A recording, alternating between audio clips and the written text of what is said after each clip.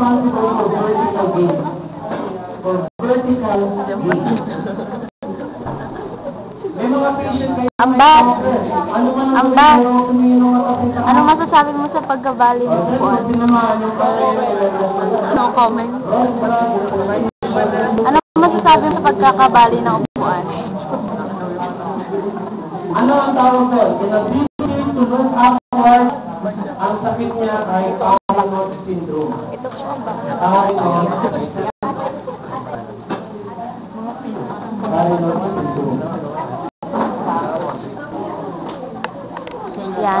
Yan ba yan? So, yan yung mga kumokontrol sa mata natin, ha? Reading mo na. Frontal eye view, frontal eye view. Nasaan yung upuan? Tingnan mo, siya lang yung mismo nakikita mo, kaya iba. Occipital eye view, yung nasa peripheral. Now, pag wala pa rin, eyes will look down or lateral.